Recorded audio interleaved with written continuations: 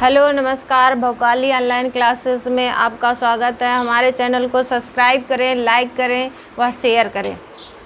हिंदी का पर्यायवाची शब्द समानार्थी समानार्थ होता है, जो पार्ट सेकेंड पढ़ाने जा रहे हैं, जिसे समानार्थी कहा जाता है या समानार्थ कहा जाता है।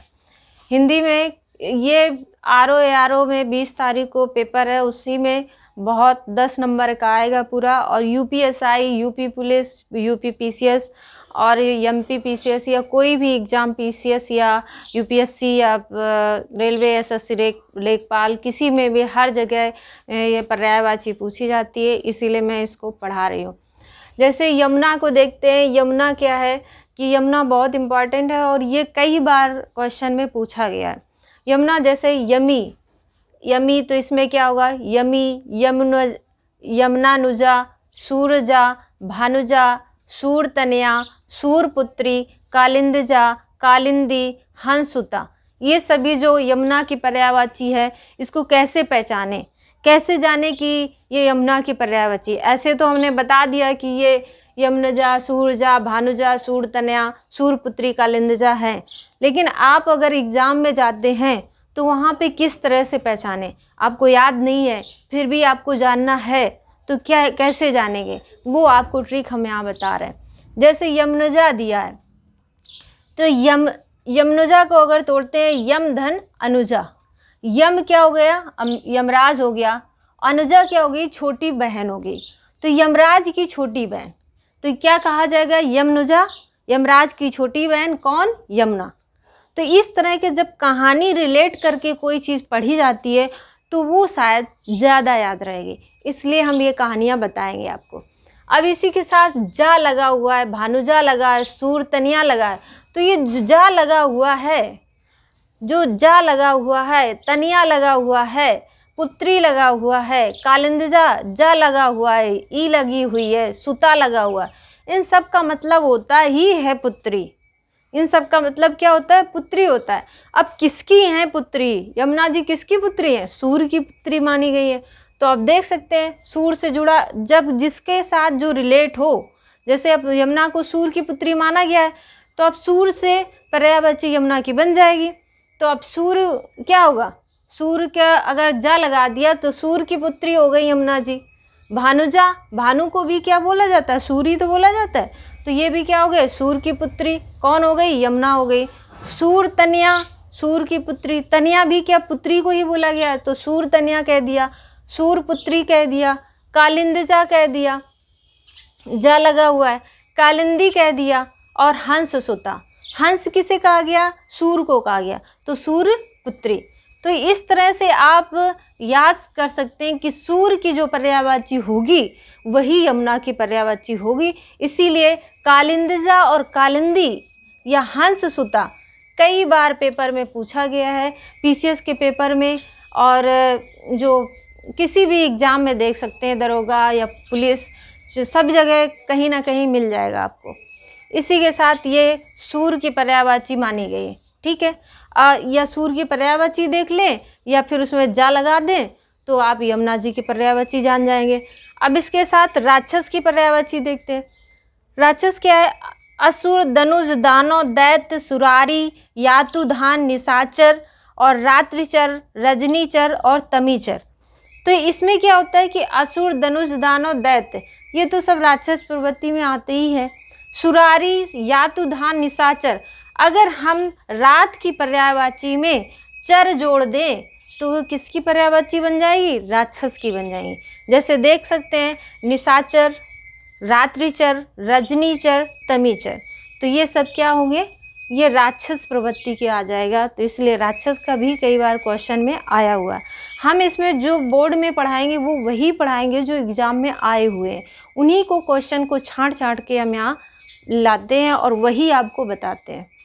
इसके साथ शिव, शिव क्या होता है? जैसे आशुतोष, कपर्दी, गंगाधर, चंद्रभाल, नटराज, नीलकंठ, पशुपति, भूतनाथ।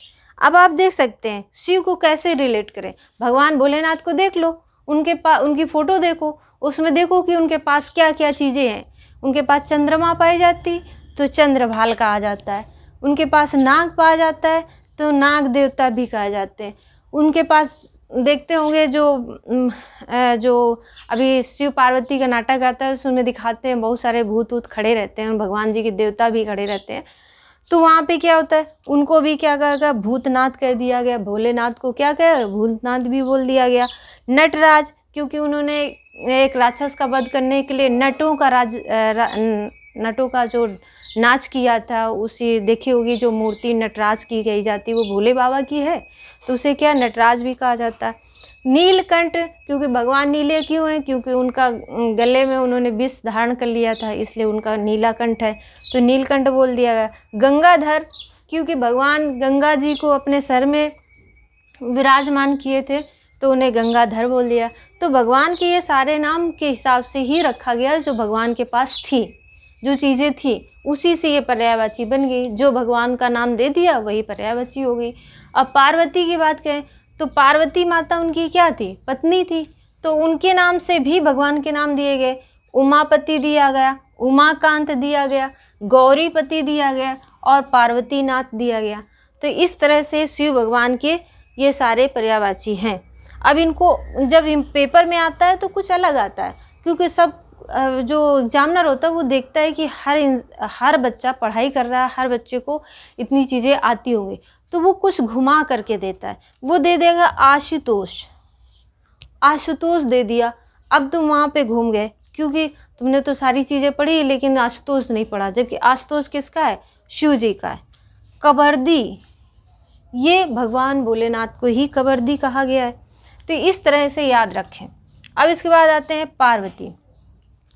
पार्वती क्या है, पार्वती को ये देखो कि पार्वती माता जो नाटक देखते हैं, दुर्गा माता जी का नाटक देखा होगा, पार्वती, तो दुर्गा जी को कितने नाम से पुकारा गया, जो दुर्गा जी का नाम लिया गया वही पार्वती माता के पर्यायवाची बन जाएंगे। जैसे दिया अन्नपूर्णा कहा गया, अपराजिता कहा गया, अपर्णा कहा गया, उमा कहा गया, काली कहा गया, गिरजा कहा गया, त्रिपुरारी सुंदरी कहा गया, महाशक्ति कहा गया, मृडानी कहा गया, सिंह वाहिनी कहा गया और हेमवती कहा गया। अब पार्वती माता की फोटो रख लो और उसमें देखो क्या क्या उनके पास है। उनके पास सिंह है तो सिंह वाहिनी कह दिया गया। हेमवती, वो जो माता जी थी पार्वती, वो किसकी पुत्री थी, हिमालय की थी, तो उन्हें हेमवती कह दिया गया। दुर्गा जी को क्या बोला गया, महाशक्ति बोला गया, क्योंकि कई शक्तियों को मिल करके महाशक्ति बनी है, तो महाशक्ति कह दिया गया। काली जी उन्हीं का रूप है, गिरजा जी उन्हीं का रूप है।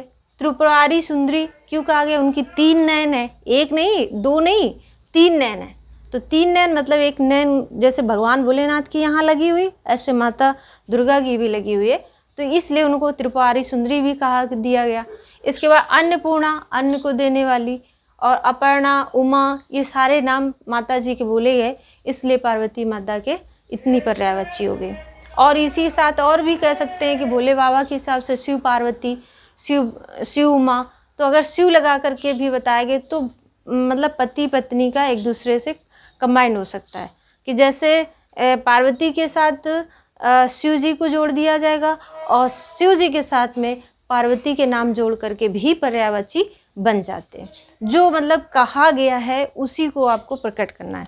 अब विष्णु की बात करते हैं। विष्णु को क्या क्या कहा गया, कैट भारी कहा गया, चक्रपाणी कहा गया, जगन्नाथ कहा गया, जनार्दन कहा गया, पद्मनाम कहा गया, पुंडारी काच कहा गया, पुराण पुरुष कहा गया, मुकंद कहा गया, यज्ञ पुरुष कहा गया, शेष साई कहा गया, हरि केस कहा गया। तो ये सब क्यों कहा गया, विष्णु जी ने भाई जिस जिस रूप में अवतार लिए उन्हीं को कह दिया गया।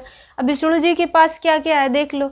भगवान जी किस में लेटते हैं, शेषनाग में लेटते हैं, तो अब शेषनाग को क्या बोल दिया गया, शेष साई बोल दिया।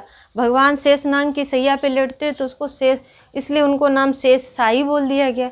उनको हरि केस भी बोला गया। हरि केस क्यों बोला गया, क्योंकि वो भगवान देखे होंगे समुद्र में लेटे रहते हैं, तो हरि केस या हंसी केस भी बोल दिया गया। वो बहुत हंसमुख टाइप के हैं, हंसी केस भी बोल दिया गया।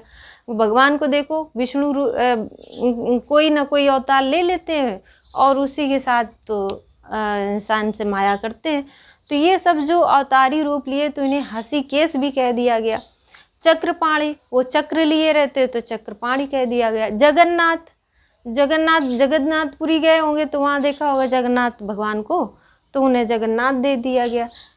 जनार्दन, जनार्दन कह दिया गया। पुराण पुरुष, श्री कृष्ण ने गीता में उपदेश दिए तो इसलिए उनको क्या कह दिया, पुराण पुरुष कह दिया।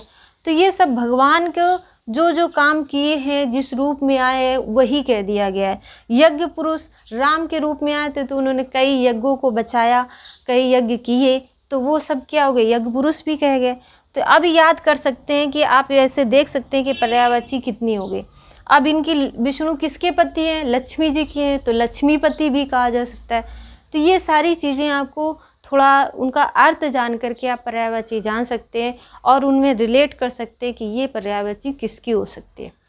तो ये सारी चीज़ें कैटभ, भारी, चक्रपाणी, जगन्नाथ, जनार्दन, पदनाम, पुंडारिकाक्ष, पुराण पुरुष, मुकुंद और यज्ञ पुरुष, शेष, सैया, हरि और हर्षिकेश, ये सारे विष्णु भगवान के हैं। इसके बाद राम को देख सकते हैं। राम को क्या कहा गया, राघव कहा गया, राघवेंद्र कहा गया, रामचंद्र कहा गया, कौशल्यानंदन कहा गया, दशरथ कहा गया, दशरथ सुत कहा गया। तो ये सब क्या है, भगवान किसके, राम किसके पुत्र थे, दशरथ के, तो दशरथ सुत कह दिया गया। राम किसके पति थे, सीता के, तो सीता राम कह दिया, सीता पति कह दिया। और राम किसके बच्चे थे, लड़के थे, तो उनके कौशल्या माता है तो कौशल्यानंदन कह दिया। राम कहाँ के राजा थे, रामचंद्र अयोध्या के राजा थे तो रामचंद्र वहाँ बोलते तो रामचंद्र कह दिया। राघव राघवेंद्र कह दिया। तो ये सारी चीज़ें आप देख सकते हैं कि भगवान किससे और कैसे हैं, किससे कौन रिलेट कर रहा है, कैसे नाम पुकारे गए हैं, वही चीज़ यहाँ पे प्रकट कर रहा है। अगर सीता की बात की जाए तो सीता क्या है जी, सीता किसकी पुत्री थी, जनक की, तो जनक नंदिनी कह दिया जाए। किससे निकली थी, भूम से निकली थी, भूम पुत्री बोल दी जाएंगी, हाँ, भूम सुता बोल दी जाएंगी। और किसकी पत्नी थी, राम की थी, तो राम की पत्नी थी तो राम सीता बोल दिया जाए। तो ये सारी चीज़ें उन्हीं से रिलेटेड हैं जहाँ उनके साथ जो मिले हुए हैं, जो उनको नाम दिए गए। ठीक है, ये पर्यायवाची। अब तरंग की, प्राची बहुत बार आया इसलिए बता दे रहे हैं, प्राची पूर्व कहा गया। और तरंग की पर्यायवाची होती है ऊर्मी, लहर और वीच। ये भी कई बार पूछा गया, तरंग की पर्यायवाची ऊर्मी, इसलिए ऊर्मी बता दिया। और एक बहुत ही इम्पॉर्टेंट है जो अर्जुन की कई बार अभी इस टाइम चल रही है, जो पर्यायवाची आती रहती है, वो बता रहे हैं। अर्जुन को क्या कहा गया, पार्थ कहा गया है, धनंजय कहा गया है, गुडाकेश कहा जाए और गांडीधारी कहा जाता है। पार्थ किसने कहा था, श्री कृष्ण ने कहा था। जब गीता के उपदेश दिए थे तो अर्जुन को भगवान श्री कृष्ण ने यही कहा था कि हे पार्थ, तो ये किसको कहा गया था, अर्जुन को कहा गया था।